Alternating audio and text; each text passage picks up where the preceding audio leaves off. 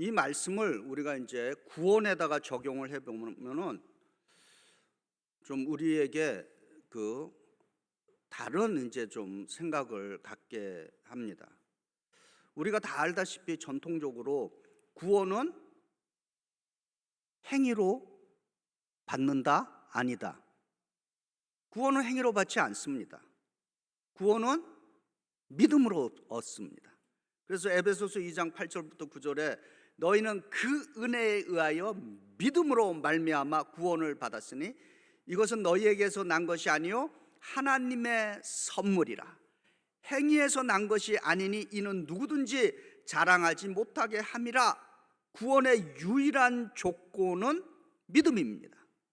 그리고 로마서 10장 10절에도 사도 바울이 사람이 마음으로 믿어 의에 이르고 입으로 시인하여 구원에 이르니나 라고 구원의 유일한 조건을 믿음임을 강조하고 있습니다.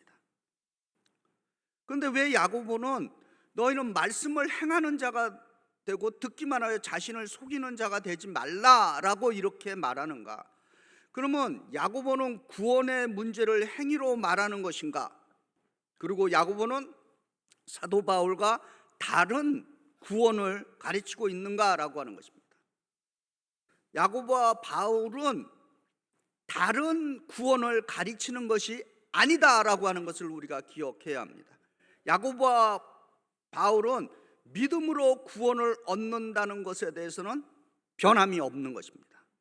야고보가 너희는 말씀을 행하는 자가 되라는 뜻에는 예수 그리스도의 이름으로 구원받은 사람의 증거, 내가 구원받았다는데 그 증거가 어떻게 나타나야 하는가? 그것이 행위로 나타날 수밖에 없다라고 하는 것입니다.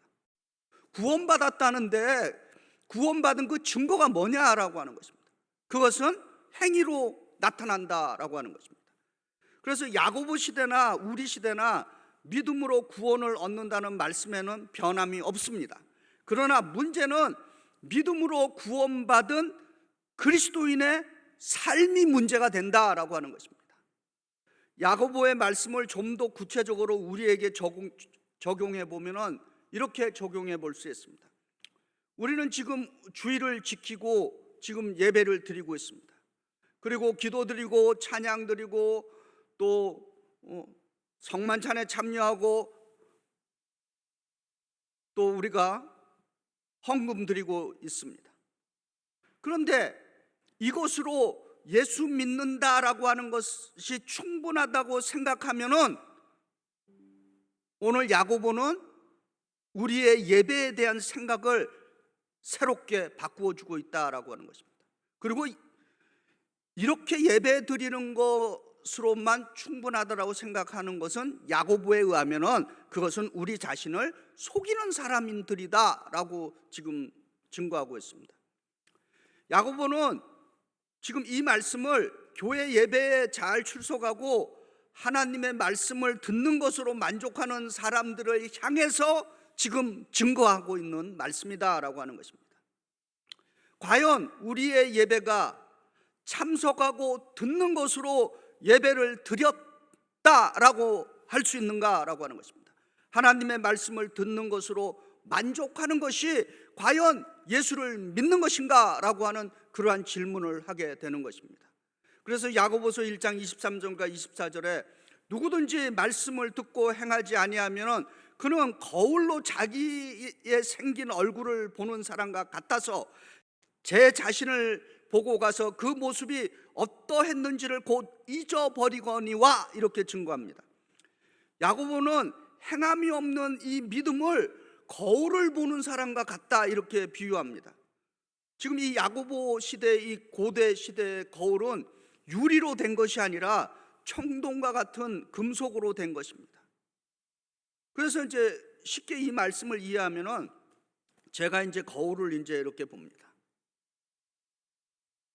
거울을 보는 목적이 뭡니까? 내 자신의 모습이 단정한지 혹은 뭐 머리가 어디 흐트러진 게 있는지 이거 보기 위해서 거울을 보잖아요.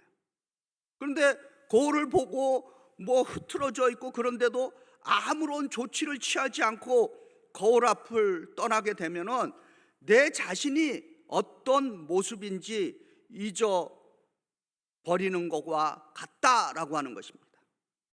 우리가 거울을 보는 목적은 몸을 단장하기 위해서 거울을 보는데, 거울 보고 단정하지 않은 모습을 보면서도 아무런 행동을 취하지 않는 것을 지금 이렇게 비유하고 있는 것입니다. 우리가 이 예배를 드리면서 찬양 드리고 기도 드리고 말씀을 나누고 선포하고, 이 목적은 그냥 듣고 하는 것으로 끝나는 것이 아니라 하나님이 우리에게 요구하시는 그 인생을 살아내기 위함인 줄 믿습니다. 야고보는 우리가 거룩한 예배에서 드린 이 하나님의 말씀을 우리의 생활의 현장에서 이어지지 않으면 아무런 소용이 없다라고 하는 것을 깨우쳐 주고 있는 것입니다. 그래서 마태복음 7장 20절에서 21절에 예수께서도 이런 말씀을 하셨습니다. 이러므로 그들의 열매로 그들을 알리라. 나더러 주여 주여 하는 자마다 다 천국에 들어갈 것이 아니요 다만 하늘에 계신 내 아버지의 뜻대로 행하는 자라야 들어가리라. 아멘. 교회에서의 예배는, 다시 말해서 교회에서 드린 예배는 삶의 현장에 믿음의 열매로 증거되어야 한다라고 하는 말씀인 것입니다. 야고보는 교회에서의 예배와 생활의 현장으로 이어지는 참된 예배가 무엇인가를 지금 말씀을 통해서 가르쳐 주고 있습니다. 야고보서 이제 1장 26절과 7절입니다. 누구든지 스스로 경건하다 생각하며 자기 혀를 재갈 물리지 아니하고 자기 마음을 속이면 이 사람의 경건은 헛것이라. 하나님 아버지 앞에서 정결하고 더러움이 없는 경건은 곧 고아와 가부와 그 환난 중에 돌보고 또 자기를 지켜 세속에 물들지 아니하는 그것이라, 이렇게 증거하고 있습니다. 여러분, 요즘은 너무 성경들이, 번역본들이 너무 잘된 것들이 많이 있습니다. 지금 여기에 지금 우리 개역 개정에 경건이라고 번역된 저 단어, 실제 원어에서는 저게 뭔가라고 하는 것입니다. 영어 성경도 보면은 경건이라고 번역 안 했습니다. religious라고 번역을 했어요. 당신이 종교적이라고 생각한다면. 그리고 킹 제임스는 godness라고 번역을 했어요. 당신이 신적인 존재라면, 이런 식으로 번역을 했습니다. 그런데 이 우리말에 지금 경건이라고 번역된 원래의 그리스어 원어는 무슨 말이냐? 트레스코스라고 하는 이 단어를, 이 그리스어를, 원어를 우리말로 경건이라고 번역을 했습니다. 그런데 그 뜻에는 경건만 들어있는 것이 아니라 좀 더 확실한 직역을 하면은 떨리는 예배자라고 하는 뜻인 것입니다. 떨리는 예배자 혹은 예배, 그리고 히브리어로는 하나님의 종이라고 하는 그런 말로 번역이 될 수 있는 것입니다.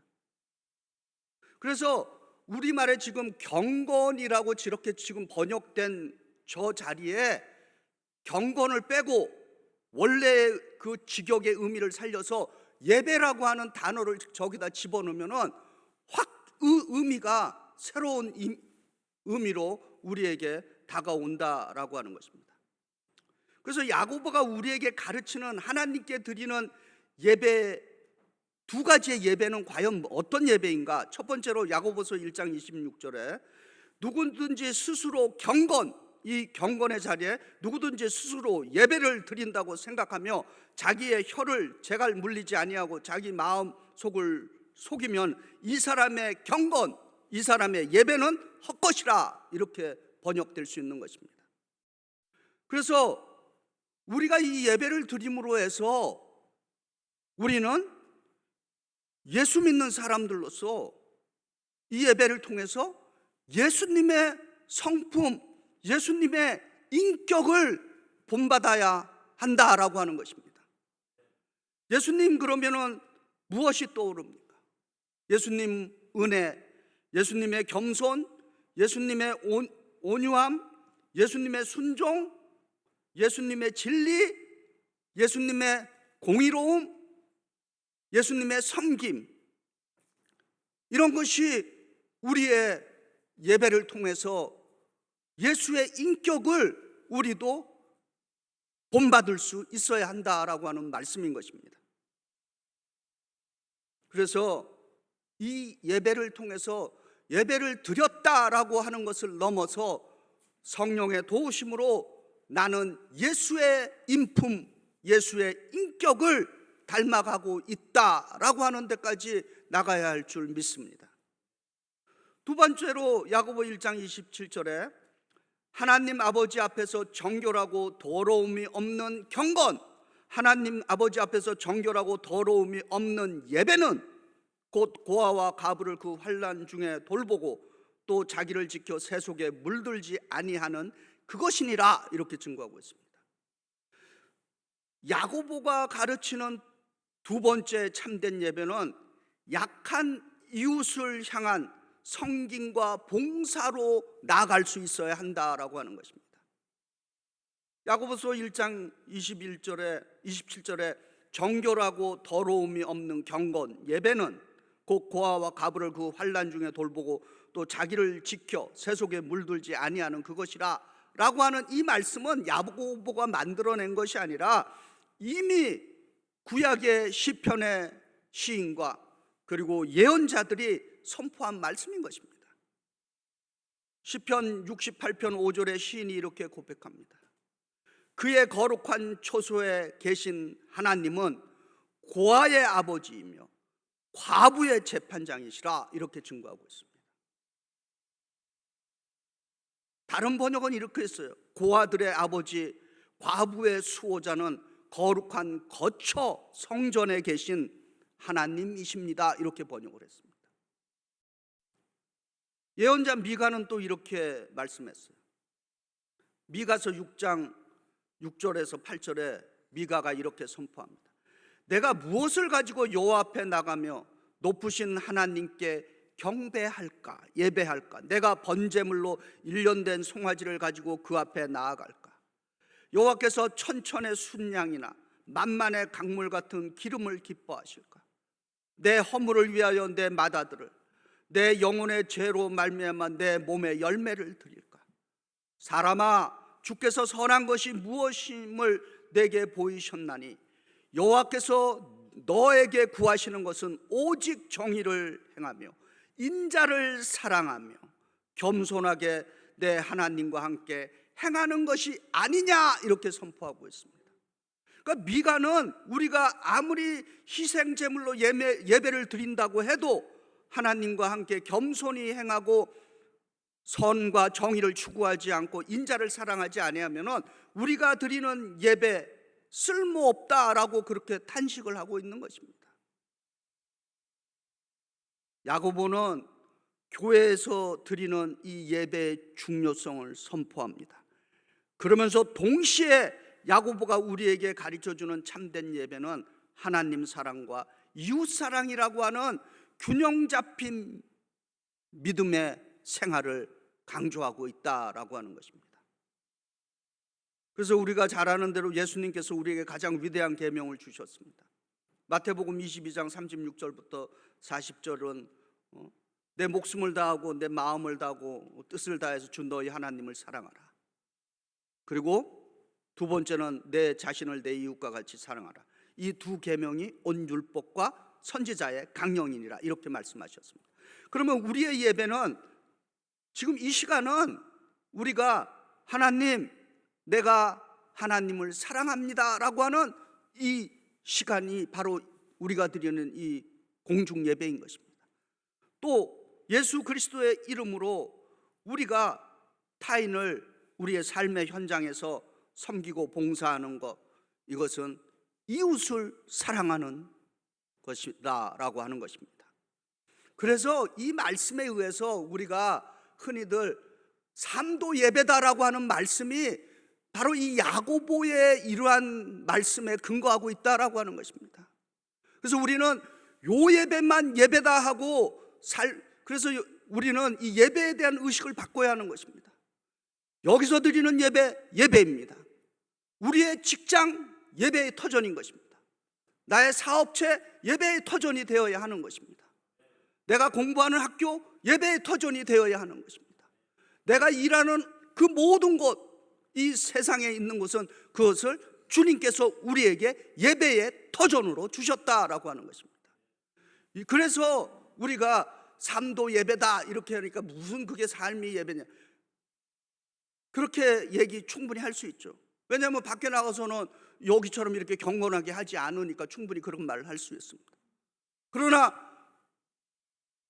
여기서 예배드리고 그리고 삶의 현장에서도 이 예배드린 마음으로 살아간다면 그 사람에게는 삶도 예배가 된다라고 하는 것입니다. 오늘 이 교회에서 예배 드렸다라고 하는 것으로만 만족하지 않았으면 좋겠습니다. 야고보의 말씀을 통해서 하나님께서 우리에게 원하시는 구원받은 사람의 증거는 그 예배의 삶의 현장에서도 나타나야 한다라고 하는 것입니다.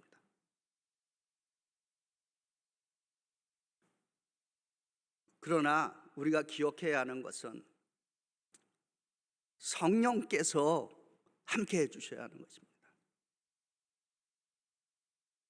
근데 왜 자꾸 행위를 강조하느냐? 여러분 성경을 자세히 읽어보시면 성령 하나님은 고정된 하나님이 아니라 성령 하나님은 항상 역동적으로 활동하시는 하나님이신 것입니다.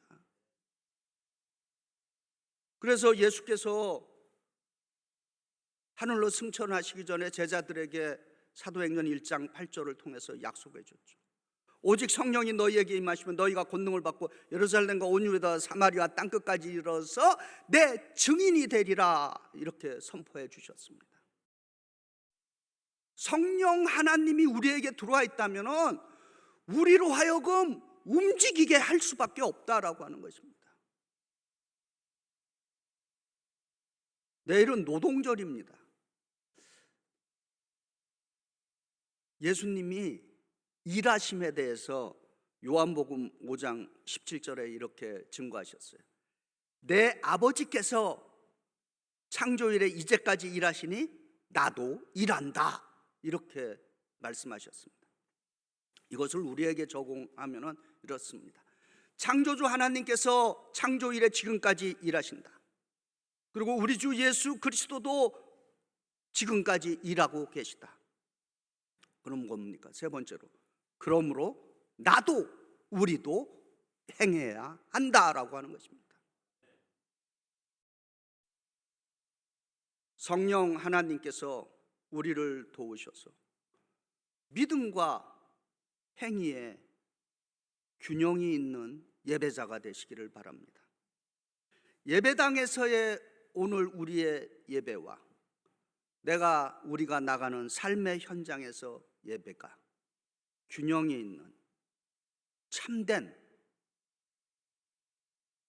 원어를 지적하면 떨리는 예배자의 삶이 되시기를 주의 이름으로 축원드립니다.